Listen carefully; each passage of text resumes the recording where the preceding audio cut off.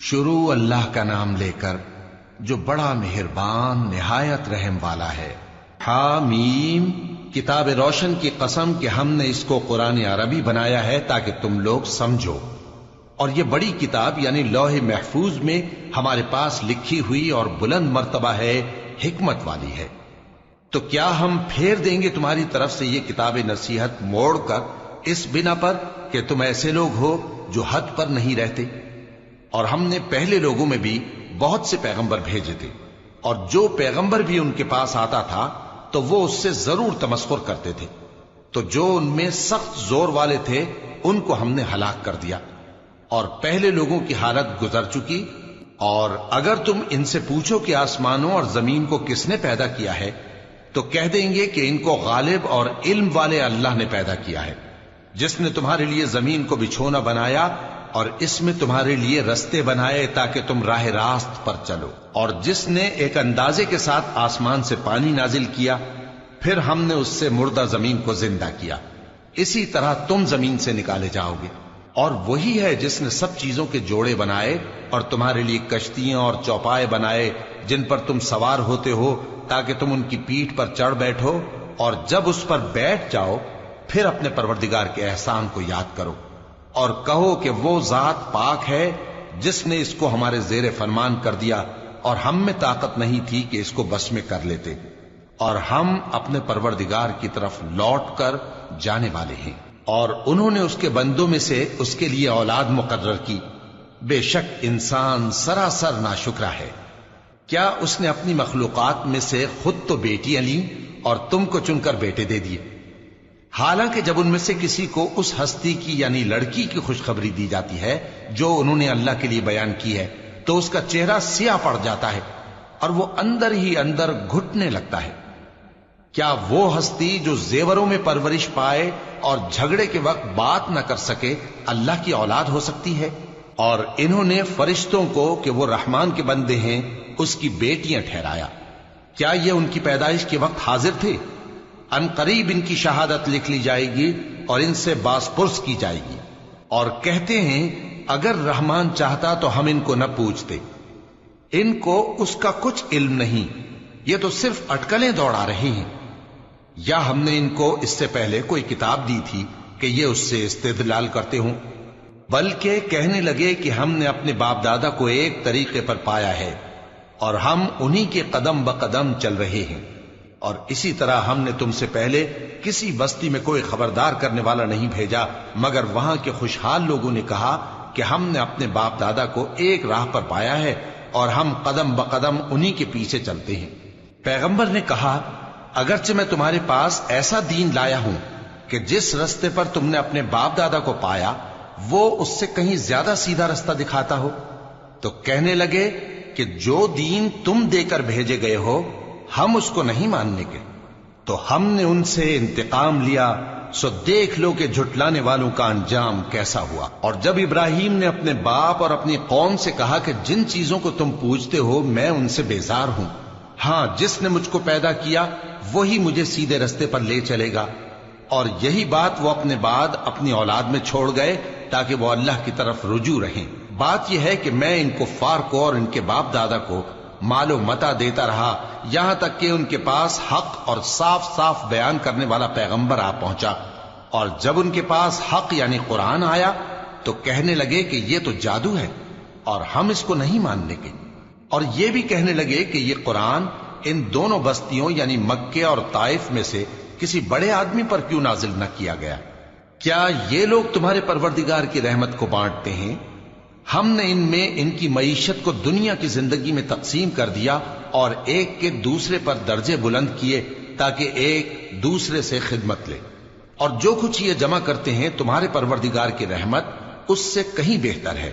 اور اگر یہ خیال نہ ہوتا کہ سب لوگ ایک ہی جماعت ہو جائیں گے تو جو لوگ اللہ سے انکار کرتے ہیں ہم ان کے گھروں کی چھتیں چاندی کی بنا دیتے اور سیڑھیاں بھی جن پر وہ چڑھتے، اور ان کے گھروں کے دروازے بھی اور تخت بھی جن پر تکیہ لگاتے ہیں، اور یہ سب چیزیں سونے کی بھی بنا دیتے، اور یہ سب دنیا کی زندگی کا تھوڑا سا سامان ہے، اور آخرت تمہارے پروردگار کے ہاں پرہیزگاروں کے لیے ہے۔ اور جو کوئی رحمان کی یاد سے آنکھیں بند کر لے یعنی تغافل کرے، ہم اس پر ایک شیطان مقرر کر دیتے ہیں تو وہ اس کا ساتھی ہو جاتا ہے، اور یہ شیطان ان کو رستے سے روکتے رہتے ہیں اور وہ سمجھتے ہیں کہ وہ سیدھے رستے پر ہیں، یہاں تک کہ جب وہ ہمارے پاس آئے گا تو اس شیطان سے کہے گا کہ اے کاش مجھ میں اور تجھ میں مشرق و مغرب کا فاصلہ ہوتا، تو برا ساتھی ہے۔ اور جب تم ظلم کرتے رہے تو آج تمہیں یہ بات فائدہ نہیں دے سکتی کہ تم سب عذاب میں بھی شریک ہو، تو کیا تم بہرے کو سنا سکتے ہو یا اندھے کو رستہ دکھا سکتے ہو، اور جو کھلی گمراہی میں ہو اسے راہ راست پر لا سکتے ہو؟ پھر اے پیغمبر، اگر ہم تم کو وفات دے کر اٹھا لیں تو بھی ان لوگوں سے تو ہم انتقام لے کر رہیں گے، یا تمہاری زندگی ہی میں تمہیں وہ عذاب دکھا دیں گے جس کا ہم نے ان سے وعدہ کیا ہے، کیونکہ ہم ان پر قابو رکھتے ہیں۔ پس تمہاری طرف جو وحی کی گئی ہے اس پر مضبوطی سے جمے رہو، بے شک تم سیدھے رستے پر ہو، اور یہ قرآن تمہارے لیے اور تمہاری قوم کے لیے نصیحت ہے، اور لوگوں تم سے ضرور عنقریب پرسش ہوگی۔ اور اے نبی، جو اپنے پیغمبر ہم نے تم سے پہلے بھیجے ہیں ان کے احوال دریافت کر لو کہ کیا ہم نے رحمان کے سوا اور معبود ٹھہرائے تھے کہ ان کی عبادت کی جائے؟ اور ہم نے موسیٰ کو اپنی نشانیاں دے کر فرعون اور اس کے درباریوں کی طرف بھیجا تو انہوں نے کہا کہ میں پروردگار عالم کا بھیجا ہوا ہوں۔ پھر جب وہ ان کے پاس ہماری نشانیاں لے کر آئے تو وہ ان نشانیوں پر ہنسنے لگے، اور جو نشانی ہم ان کو دکھاتے وہ پہلی سے بڑی ہوتی تھی، اور ہم نے ان کو عذاب میں پکڑ لیا تاکہ باز آئیں، اور کہنے لگے کہ اے جادوگر، اس عہد کے مطابق جو تیرے پروردگار نے تجھ سے کر رکھا ہے اس سے دعا کر، بے شک ہم ہدایت یاب ہوں گے۔ سو جب ہم نے ان سے عذاب دور کر دیا تو وہ عہد شکنی کرنے لگے، اور فرعون نے اپنی قوم سے پکار کر کہا کہ اے قوم، کیا مصر کی حکومت میرے ہاتھ میں نہیں ہے، اور یہ نہریں جو میرے محلوں کے نیچے بہ رہی ہیں میری نہیں ہیں؟ کیا تم دیکھتے نہیں؟ بے شک میں اس شخص سے جو کچھ عزت نہیں رکھتا اور صاف گفتگو بھی نہیں کر سکتا کہیں بہتر ہوں۔ تو اس پر سونے کے کنگن کیوں نہ اتارے گئے، یا یہ ہوتا کہ فرشتے جمع ہو کر اس کے ساتھ آتے؟ غرض اس نے اپنی قوم کو بے عقل کر دیا اور ان لوگوں نے اس کی بات مان لی، بے شک وہ نافرمان لوگ تھے۔ پھر جب انہوں نے ہم کو خفا کیا تو ہم نے ان سے انتقام لیا اور ان سب کو ڈبو کر چھوڑا، سو ان کو گئے گزرے کر دیا اور بعد میں آنے والوں کے لیے عبرت بنا دیا۔ اور جب مریم کے بیٹے عیسیٰ کا حال بیان کیا گیا تو تمہاری قوم کے لوگ اس سے چلا اٹھے اور کہنے لگے کہ بھلا ہمارے معبود اچھے ہیں یا وہ یعنی عیسیٰ؟ انہوں نے جو ان عیسیٰ کی مثال تم سے بیان کی ہے تو صرف جھگڑنے کو، حقیقت یہ ہے کہ یہ لوگ ہیں ہی جھگڑالو۔ وہ تو ہمارے ایسے بندے تھے جن پر ہم نے فضل کیا، اور بنی اسرائیل کے لیے ان کو اپنی قدرت کا نمونہ بنا دیا، اور اگر ہم چاہتے تو تم میں سے فرشتے بنا دیتے جو تمہاری جگہ زمین میں رہتے، اور وہ یعنی عیسیٰ قیامت کی نشانی ہے۔ تو کہہ دو کہ لوگوں اس میں شک نہ کرو اور میرے پیچھے چلو، یہی سیدھا رستہ ہے، اور کہیں شیطان تم کو اس سے روک نہ دے، وہ تو تمہارا علانیہ دشمن ہے۔ اور جب عیسیٰ نشانیاں لے کر آئے تو فرمایا کہ میں تمہارے پاس دانائی کی کتاب لے کر آیا ہوں، نیز اس لیے کہ بعض باتیں جن میں تم اختلاف کرتے ہو تم کو سمجھا دوں۔ سو اللہ سے ڈرو اور میرا کہا مانو، کچھ شک نہیں کہ اللہ ہی میرا اور تمہارا پروردگار ہے، پس اسی کی عبادت کرو، یہی سیدھا رستہ ہے۔ پھر کتنے فرقے ان میں سے الگ الگ ہو گئے، سو جو لوگ ظالم ہیں ان کے لیے درد دینے والے دن کے عذاب سے خرابی ہے۔ یہ صرف اس بات کے منتظر ہیں کہ قیامت ان پر ناگہاں آ موجود ہو اور ان کو خبر تک نہ ہو۔ جو آپس میں دوست ہیں اس روز ایک دوسرے کے دشمن ہوں گے، مگر پرہیزگار کہ وہ باہم دوست ہی رہیں گے۔ میرے بندو، آج تمہیں نہ کچھ خوف ہے اور نہ تم غمناک ہوگے۔ جو لوگ ہماری آیتوں پر ایمان لائے اور فرمانبردار بن گئے ان سے کہا جائے گا کہ تم اور تمہاری بیویاں عزت و احترام کے ساتھ بہشت میں داخل ہو جاؤ۔ ان پر سونے کی تشتریوں اور پیالوں کا دور چلے گا، اور وہاں جو جی چاہے اور جو آنکھوں کو اچھا لگے موجود ہوگا۔